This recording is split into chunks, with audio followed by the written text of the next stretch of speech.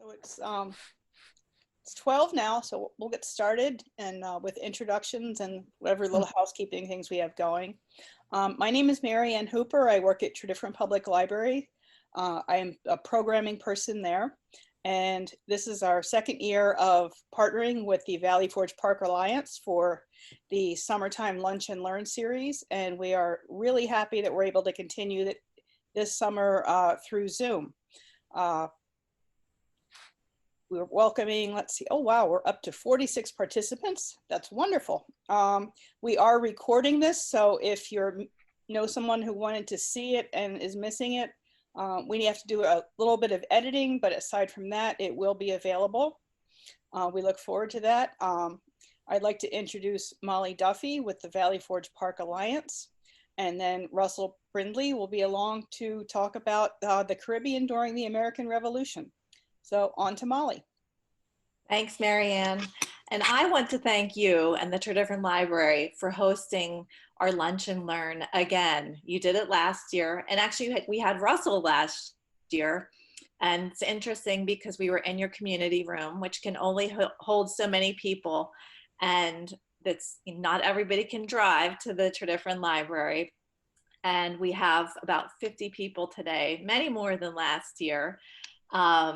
And I'm guessing that some of you are from far away. So welcome to everybody.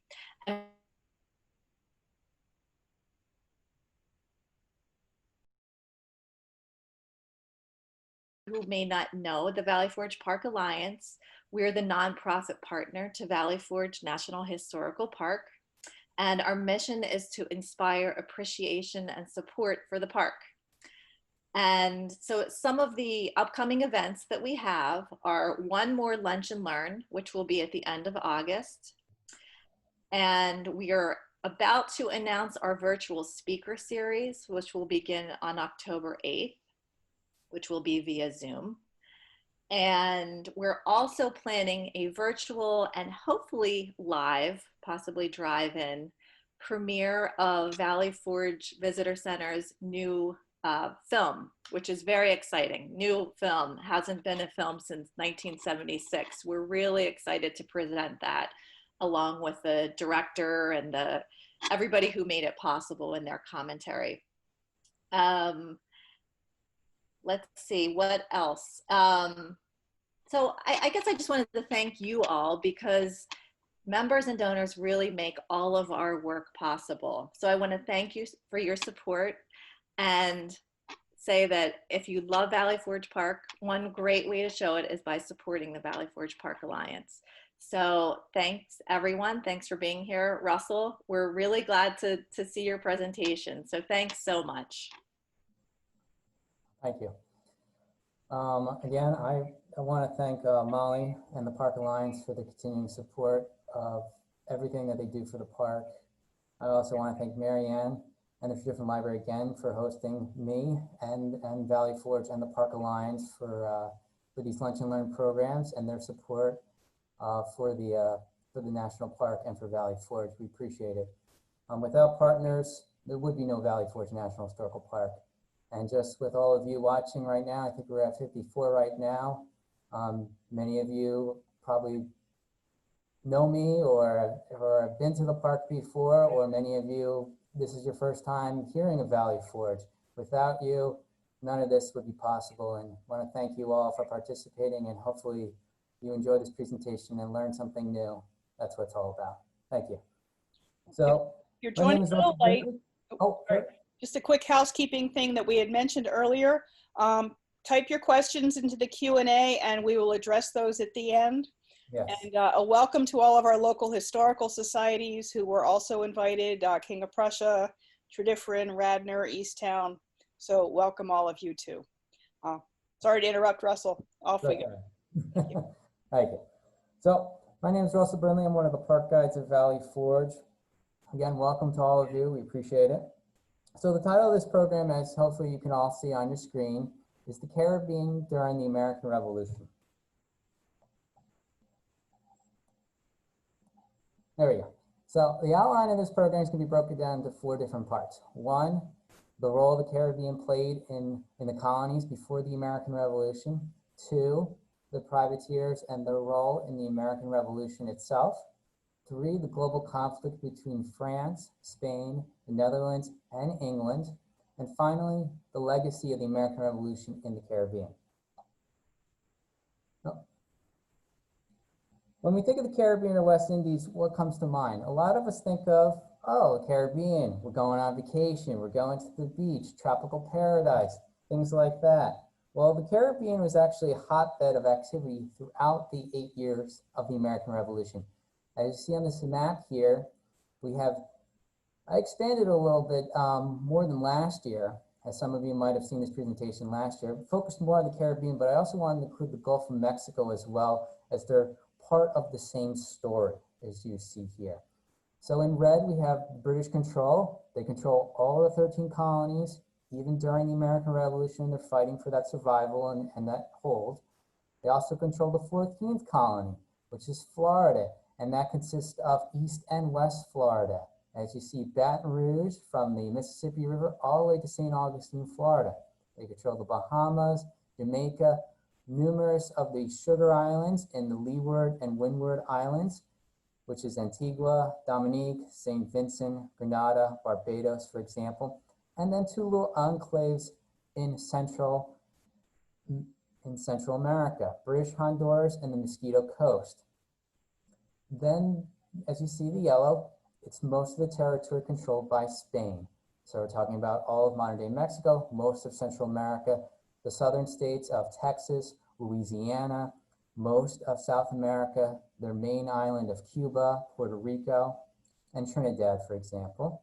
Then you have the French, which don't control as much as the English and the Spanish, but they are still a large power in that. You have San Domingo, Martinique, St. Lucia, Guadalupe, and then finally the Dutch, and their focus, well, my focus on that, is going to be the island of St. Eustatius, as you see right there. Now, most of these islands, before I get to that, were volcanic peaks rising from the ocean, sweeping northward from South America.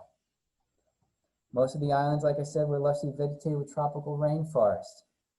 The distance from one end of the island is the Bahamas all the way down to Berbice, which is in South America. It's nearly 1,850 miles. So we're talking about a large swath of territory that is going to be the focus of this program and activity during the American Revolution. In a period where most of the British colonies in North America lived less than 200 miles inland, and the major cities were situated along the coast, we're talking about New York, Philadelphia, Boston, Baltimore, for example, the ocean often acted as a highway between the islands in the Caribbean and the mainland rather than a barrier. And they produced a lot of goods that were important to the development of the American colonies and influencing the American Revolution. This trade was called the triangular trade, as you see there with our chart here. You have manufacturing goods from Europe being sent to North America and also to parts of Africa. You have rum, sugar, slaves from the Caribbean being sent up by boats to Charleston, Philadelphia, New York, and Boston. Also, you're going to have thousands of slaves being sent from Africa to the West Indies to work on the sugar plantations, as you see in the bottom here, on slave ships like this. And during the eve of the American Revolution, 3/4 of the slave trade that was sent to the 13 colonies directly came from the Caribbean. 1.2 million slaves are estimated to live in the Caribbean during the American Revolution. That is a large swath of people stuck in bondage, working on these sugar plantations for the British, for the Spanish, for the Dutch, making this sugar, making this money, and being economic driver for these European powers. Now, during the American Revolution, that trade is going to be vital for the patriotic cause. That connection between the colonies and the Caribbean and vice versa. It's going to be very profitable, like it has been in the past, and it's going to be very dangerous, as we're going to see. And so you see on this chart here, kind of talk a little bit about the economic power from the trade in the Caribbean with England and France. As you see here, just before the American Revolution starts in 1775, the English merchants start to hold on to and start to hoard all these goods because there's going to be a war brewing, and they fear that there's going to be shortages of trade with armies fighting and ports being closed, and they're going to start hoarding that and rationing that and leading to higher prices. Unfortunately, it's kind of parallels of what's happening in today with your toilet paper, with your hand sanitizer. You know, it's very hard to come by, and if you're trying to find it online, the prices are, you know, astronomical. So it's kind of the same idea here. There's trouble afoot, and what they're trying to do is trying to hold on to that and then try to survive the economic downturn during the American Revolution and continue to be profitable. The same thing with France. As you see there, most of their money is coming from the West Indies, which will eventually become Haiti after the American Revolution. Fortunately, when they declare war on England in 1777 to 78, their exports are going to drastically decrease because those ports are going to be closed because of the British Navy and the French Navy slugging it on the Caribbean. And you see here in this other map that I created a while ago, you can kind of see some of the locations, some of the cities that we still have today. New Orleans is a very important supply hub. Veracruz in Mexico, Cartagena in Venezuela. These are very important ports of bringing in supplies and funneling them out in the Caribbean, in the Gulf of Mexico, to the 13 colonies, and also into Europe. And then also you have St. Eustatius, you have dockyards. Havana is going to be a very important dockyard for the Spanish, Kingston in Jamaica, and also in Barbados as well for the British. So while this trade is being affected by the start of the American Revolution, what happens is Congress decides to form a secret committee in 1775 that's going to begin financing and supplying expeditions to the Caribbean. The committee is going to have these ships ship tobacco, grain, indigo, timber as barter for foreign munitions in those French and Dutch and also in some Spanish islands in the Caribbean and also in the Gulf of Mexico. For example, Martinique was considered by the Americans as their chief magazine and asylum in these seas. So that's going to initially play an important role in the beginning of the American Revolution of getting the American Army supplies. As you see on the image on the right there, Pierre Beaumarchais, he's most notably known as the author of The Barber of Seville. He's going to create a shell company with the blessing of the French government in the beginning of the American Revolution and throughout, called Rodriguez Hortalas and Company in Paris. And he's going to co-sign some of his military shipments to that gentleman on the right there, William Bingham. And he's going to represent the Continental Congress in Martinique, and he's going to support the activities of those privateers coming to that island, and he's going to meet with those commanders at this place called the American Coffee House. Bingham is instructed by Congress to feel the pulse of the French government to know whether it beats towards American independence, and if possible, to proceed and acquire 10,000 muskets, well fitted with bayonets for General George Washington's army.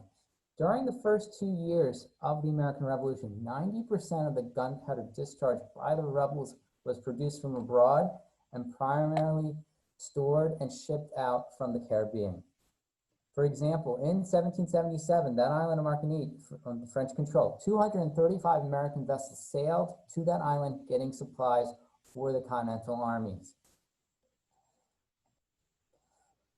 As you see on the next slide here, the Dutch island of St. Eustatius soon became also the region's premier nest of outlaws selling provisions, clothing, and all naval and warlike stores to the rebels and the enemies of Britain. In 1779, 7 to 10 ships arrived every day to St. Eustatius, along with regular convoys of French merchant ships. And I'll talk a little bit more about what the title talks about there of the British actually raiding and destroying that city. But as you see in the image there, all those buildings that you see right here,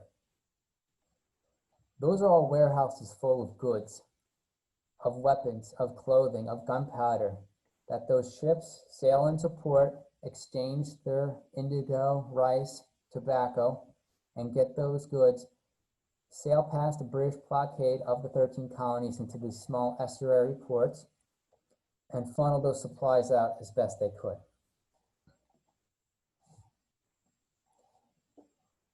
On November 16, 1776, Fort Orange on the island of St. Eustatius actually fired the first official salute to the American flag of the United States with their brig of the Andrew Dorian. Also, that ship was carrying a copy of the Declaration of Independence to present to the Dutch government to try to convince them to join our cause and fight against one of their nemesis, the English.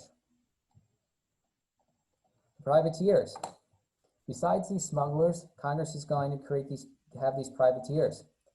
There are also similar merchant ships going out there getting goods, but their job is really to be the third element of a nautical triple threat featuring continental warships from the Continental Navy for ocean combat, mid-sized provincial vessels protecting those coasts, like in Philadelphia, like in New York City, like in Boston. And these privateers are going to go out there and sail, attack, take, and bring into any port all vessels offending and employed by the enemy. So their mission is to attack and destroy British merchant ships and possibly, if they can, British naval ships and get those goods back to American sailors and American soldiers. And that act is actually going to be called the Act of Encouraging and the Fixing Out of Armed Vessels.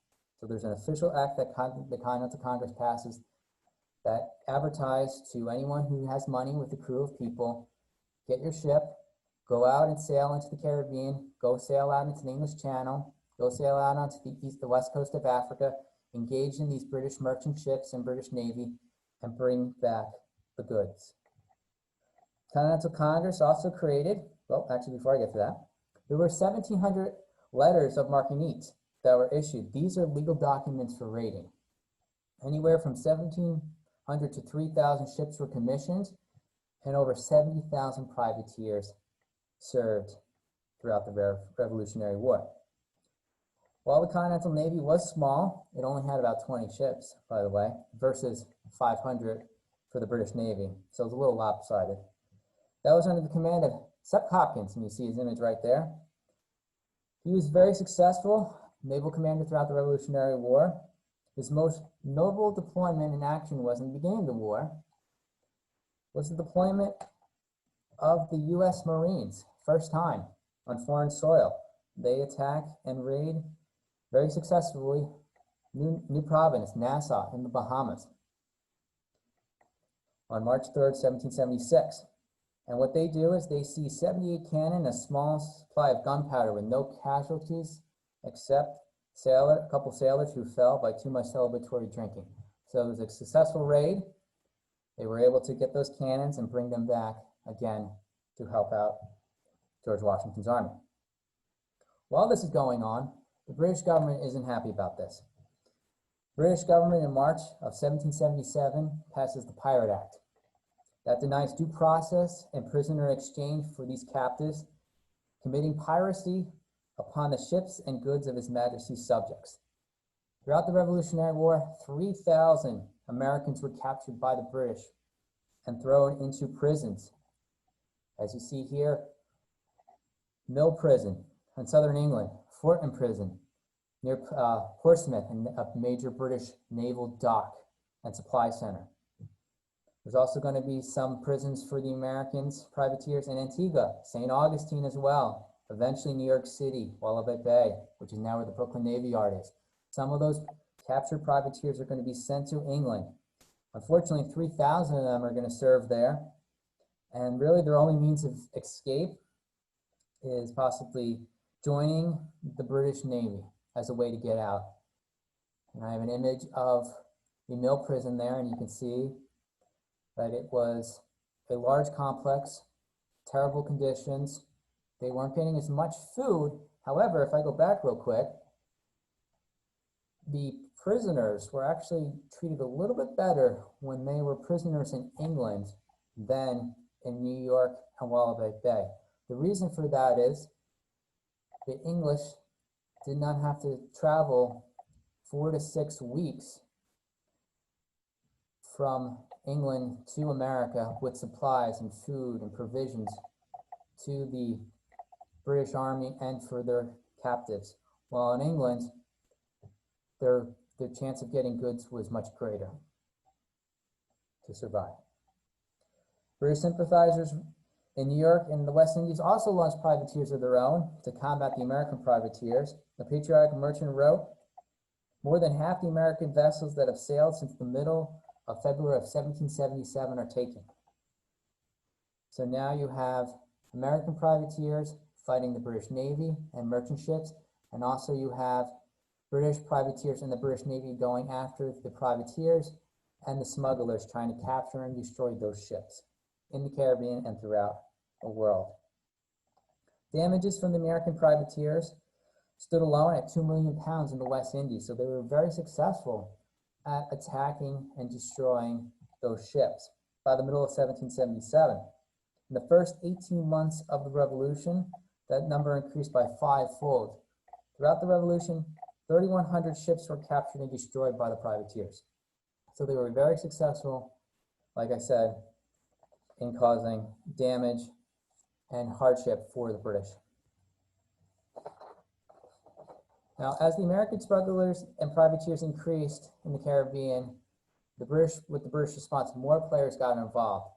And before I get to part 3, I just want to kind of talk about, and this relates to part 3, as you see here on this chart, eventually as the British enemies eventually join the American Revolution, the British priority of their troops and their navy is going to change dramatically throughout the Revolutionary War. On February 6th of 1778, France officially declares war on England.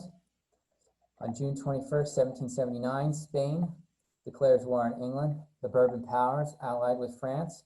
France will officially recognize the United States. Spain will not, but they will continue to trade with them. They just won't officially recognize their independence until after the Revolutionary War.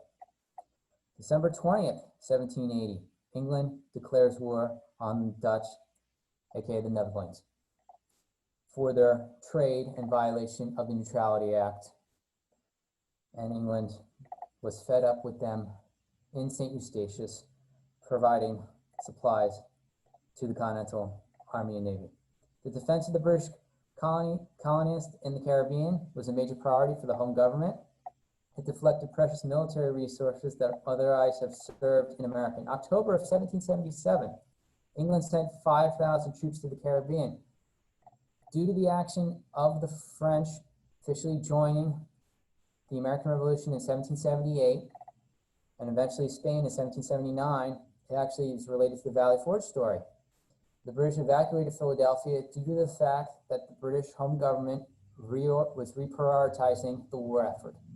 The commander at the time period, Henry Clinton, who took over from William Howe in that year, he was ordered to evacuate Philadelphia, send his troops to New York City, and he had to divert about 3,000 soldiers alone in his army at that time to go down to Jamaica and defend that against the French and then eventually the Spanish.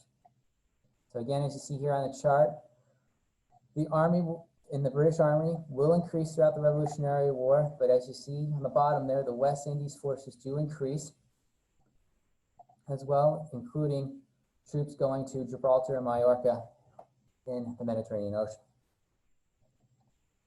Same thing with the British Navy. As you see from 1779 to 1782, percentage-wise, in the gray there, so the third line, you only have about 10% of the British Navy in the West Indies. That's going to go up to about 40%. So again, their priorities are changing as the war shifts to different locations and theaters. I want to talk a little bit about something that's going to influence all of this, all these military movements, all these European powers fighting each other. And by the way, if I can just skip real quick here, they're only fighting for over 8 islands. 8 islands during the Revolutionary War are going to go back and forth. And you can kind of see them there, Guadalupe, St. Lucius, St. Vincent, Grenada, Tobago. So they're fighting only for 8 islands while there's Navy actions fighting throughout the Caribbean and in the Gulf of Mexico. Now, let me go back real quick and talk about hurricanes, because hurricanes and the weather are going to play a big role in military engagements in the Caribbean and also in the Gulf of Mexico. Travel in the West Indies during the hurricane season from late summer through the late fall was limited. Hurricanes struck the Gulf Coast from Louisiana to Pensacola 3 consecutive years. The first of these triple hurricanes happened in October of 1778, just before Spain declared war on Great Britain. On October 18th of 1779, the following year, severe storms lashed out on the New Orleans countryside, disrupting that invasion of taking over of Western Florida from the British until the following year.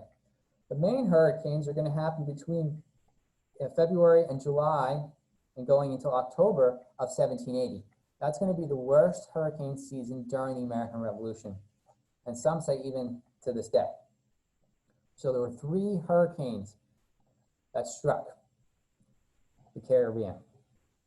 They did so much damage that the Admiralty actually had to cancel a secret plan to seize Puerto Rico from the Spanish. So it's destroying British naval supplies, ships, personnel, dockyards. So it's disrupting their whole plans to change the war in the British favor. The Great Hurricane occurred between October 10th and the 11th, and it struck Barbados. You see right here. In striking Barbados, it killed over 4,300 people alone. That island was the bastion of British economic, political, and military power. The toll throughout the Indies reached about 22,000 people from that hurricane alone.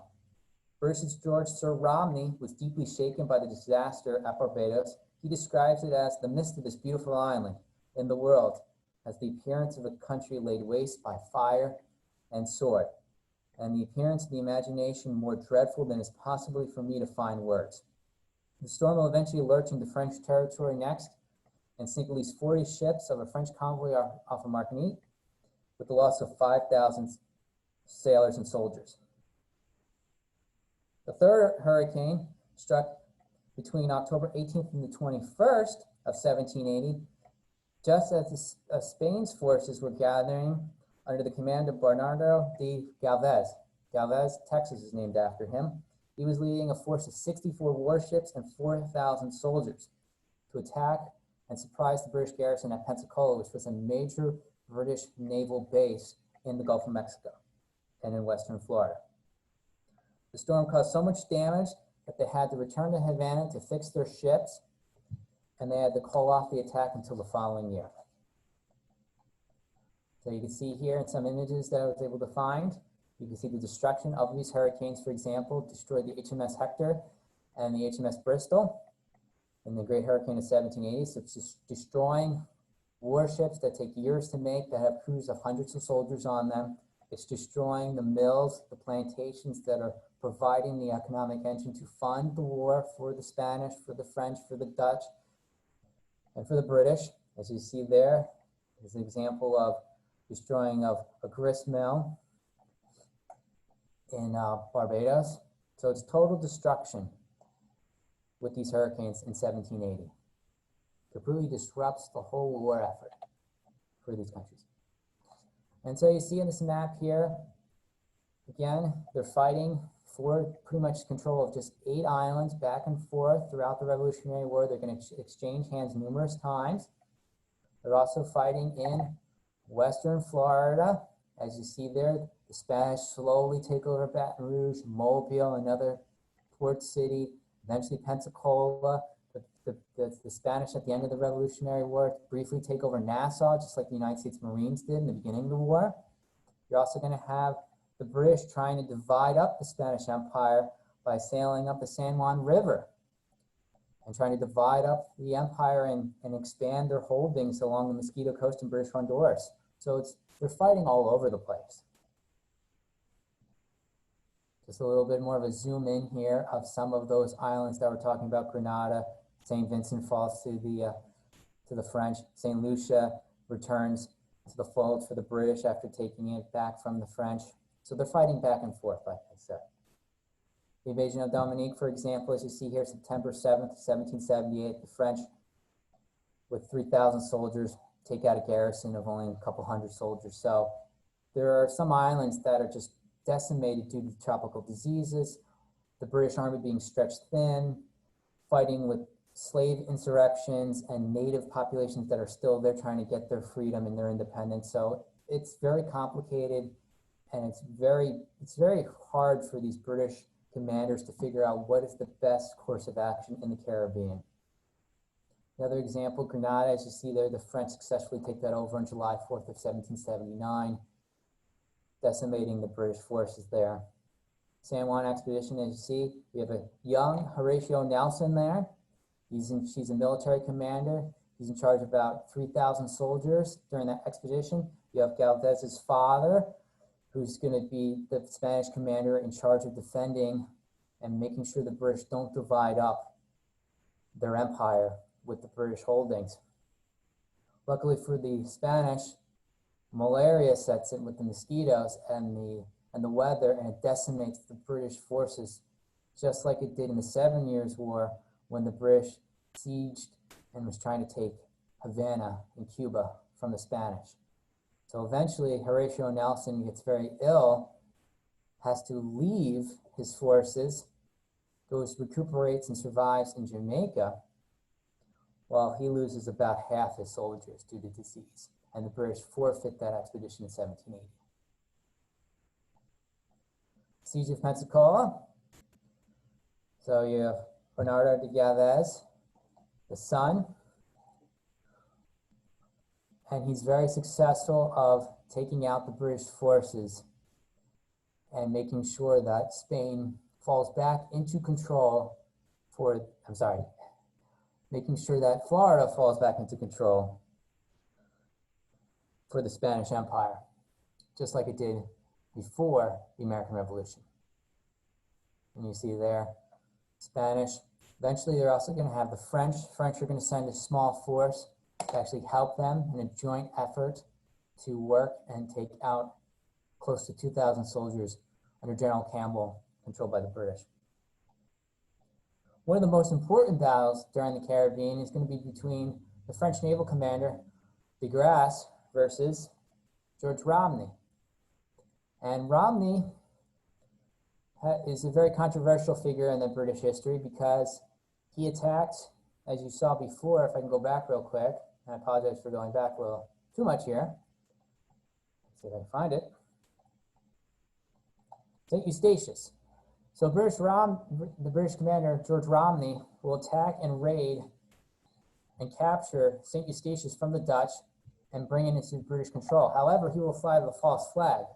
He will fly the Dutch flag and convince all these privateers and Dutch ships and French convoy ships to come into St. Eustatius to be surprised that the British Navy is there and they get to capture those ships and those goods.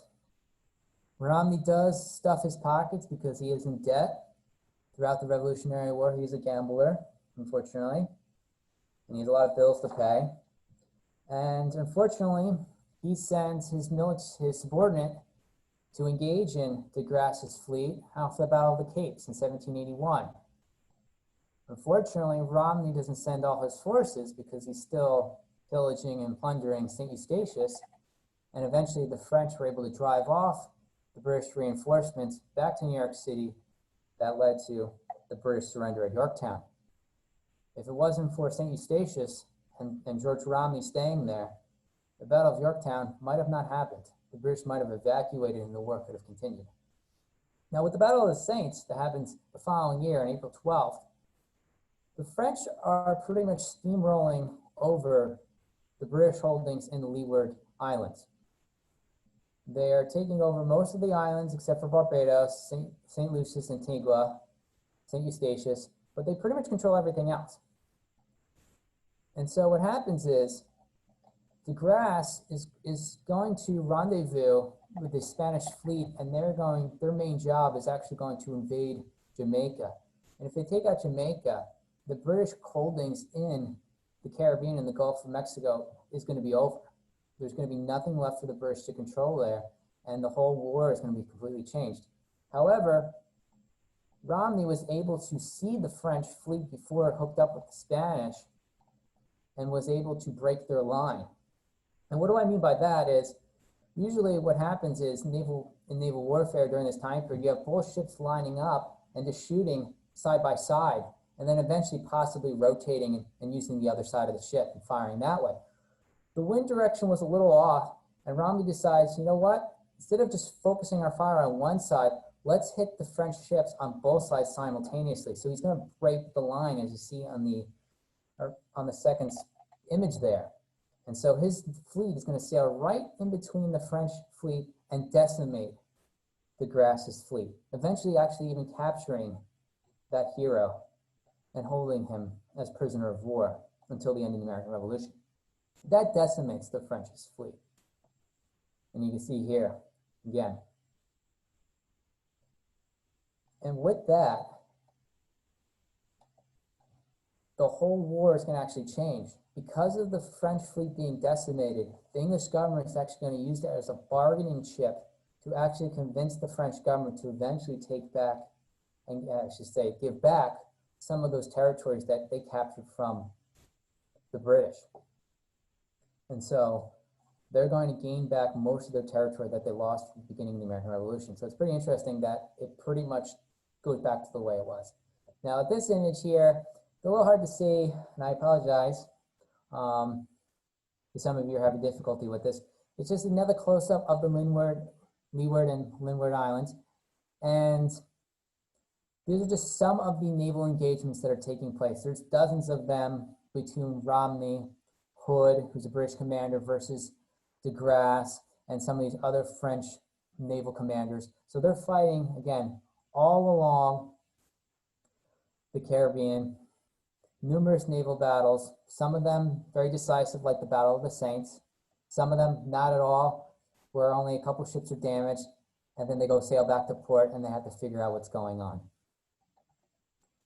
So now in 1783, what happens is, as I mentioned, the Spanish and the forces, piece by piece, take over more of the British holdings, like I said, the Bahamas for the Spanish briefly, all of Florida eventually. What happens is in 1783, they eventually decide we need peace. So each of these European powers is going to decide to sign separate peace treaties. And you can see here on the map of 1783, Spain takes over all of Florida. They give back control of the Bahamas. On those islands there, pretty much everything is the same. The only thing that's different is Tobago, initially in the beginning of the American Revolution, was under the control of the British. The French have it now. So the activities of the privateers overall and the fleets fighting led to rise in prices and shortages of supplies. This caused, again, disruption in trade, increased insurance charges, higher freight rates, convoy delays, and severe financial losses for many individuals. King George III thought it was better to risk an invasion of England than to lose a sugar island. And without it, it was impossible to raise money to continue the war. Again, the British strategy placed defense of Jamaica second only to domestic security, and it gave priority over America. So, like I said before, these sugar islands are money makers for these European powers, and England is doing the best they can to hold on to them by pretty much reprioritizing the war, including in America. So you see here, General Gage, before he was replaced in 1775, he's giving advice to the British government. He's saying, if you think 10,000 men is enough to crush this revolution, it's not. You need to send 20. If you think 2 million pounds is enough, you need to send 4 million. And so what happens is the money and the expenditures of fighting these wars, not just in America, not just in the Caribbean, in the Gulf of Mexico, they're also fighting, like I briefly said, in the English Channel, North Sea, they're fighting in Gibraltar, they're fighting in South Africa, they're fighting in India. So this war for the British and for the French, even for the Americans, is just going to increase just exponentially. And it's going to be really detrimental to these countries, especially France, after the American Revolution. It's going to lead to the bankruptcy and eventually to the French Revolution. So you see there, 48% increase with naval spending and military spending alone in 1782, as the war ratchets up between England, France, and Spain. Between 1777 and 1779, the British lost about 15,000 soldiers in the Western Atlantic. the Army was actually shrinking in the Western Atlantic. In the 4 years after the Battle of Saratoga, General Clinton, who's the main military commander, only received about 4,700 reinforcements from Britain to make up the loss of close to 19,000 soldiers. Furthermore, his naval support, like you saw on those other charts before, is reduced into favor for the Caribbean. Throughout the conflict, over 60,000 loyalists fearing their safety, fled the 13 colonies for other parts of the empire, including going to the Caribbean, especially the Bahamas, Jamaica, and Barbados. Without the 13 colonies and the European connection, there would be no successful American Revolution. Again, the Caribbean played an important role in getting supplies. We're talking about weapons and gunpowder. It connected the Patriots to the outside world by interacting with eventually European allies like the Dutch, the Spanish, and the French. Each of these world powers, when they were dragged into the conflict, it forced the British to change their priorities, and it led to them just losing their initiative to fight the main Continental Army under George Washington to a point where it failed to protect and led to the main surrender of the British Army at Yorktown in 1781. So again, priorities are changing. It's like that old expression, the British have a bigger fish to fry, and it isn't George Washington and the Continental Army. It's the Spanish and the French, and to a lesser extent, the Dutch. So again, the Caribbean saved the American Revolution. Thank you for your time. If you have any questions, please let me know. And just the last slides are just some resources that I used. If you saw this program last year, I only had like a couple, and based on doing a lot more research over the last year, I got a lot more. Thank you. Well, thanks so much, Russell. Oh, you're very welcome. If you have questions, please type them into the Q&A down at the bottom. Will the PowerPoint be available for download? I know I'm recording the presentation, and that will be available. Yes, I will send them my, I can give you my email and my government email, and I can always email them the PowerPoint. Absolutely. Okay. Any other questions?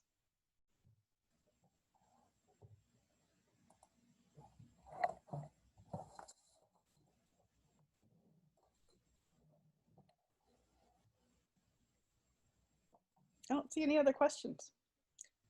Russell, thank you very much. Oh, you're very welcome. No problem at all. All right, and thanks to everybody for attending. I never realized the importance of the Caribbean. Just always thought that, you know, the colonies were the be all and the end all. It's incredible when you look at the rest of the world, how involved everything really was. Yeah, there's a lot of good books that I list at the end of my PowerPoint here that could give everyone a different perspective on the American Revolution. Like I said, it's not just the end all be all us. It's a bigger conflict out there, and I bet your library probably has a couple of them. I bet we do, or we can get them. A question did pop up. Which 3 islands did the Tories go to at the end of the American Revolution? Oh, sure. So let me look here. So if we go back, I think we can go back here. All right, no, wait. So the Bahamas, Jamaica, and Barbados. Those were the 3 that a large percentage of those 60,000 who fled. A lot of them also went to England to be refugees there. And there was tension between people who were already living there and these British citizens who were coming back, who some of them were not even born in England. They were born in the 13 colonies. And so there was a lot of tension as well. Also, a lot of them went to Halifax, Nova Scotia, and Canada as well. But those are the 3 for the Caribbean and the Gulf of Mexico: the Bahamas, Jamaica, and Barbados. Another question. What is the #1 item smuggled through the islands to help the Americans? Oh, I would say it's going to be a combination of gunpowder. The colonists aren't really making gunpowder at this time. There's very small collections of it in British garrisons and forts that the Americans take over.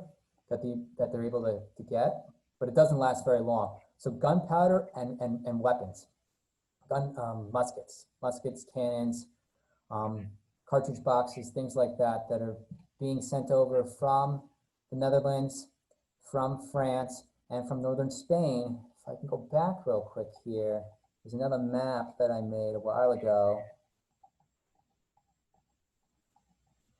Apologize. There we go. So some of those places in northern Spain, Nantes, Charleville, they're making all these guns and weapons for the French Navy, for the French Army, and they're eventually funneling them over. So those are the two things. Eventually what's going to happen is a lot of, when the French Navy officially gets involved and the British are fighting them in the Caribbean, the ports, the blockade in the 13 colonies is going to fall apart even more so than it already has. And the French ships under Beaumarchais and the Roger Hortalis and Company, they're going to actually send ships to Portsmouth in New Hampshire, and they're actually going to go directly to the colonies themselves. But there's still going to be a lot of smuggling from the Caribbean to the colonies throughout the Revolutionary War. Okay. Anything else? Other questions? Okay. Thanks so much for joining us for Lunch and Learn. Keep an eye out for the August Lunch and Learn and then the upcoming fall programs. We're excited to continue programming, even though we're not together in one place, and we still have a lot of people joining us, and it's great to see. Russell, thank you. It was the expanded edition was wonderful. Oh, thanks so much, and thanks to Molly for helping to put this all together. Yeah, thank you both. I really appreciate it, the opportunity, and thank you all for participating. Thank you. All right. Have a great day, everybody. Thank you.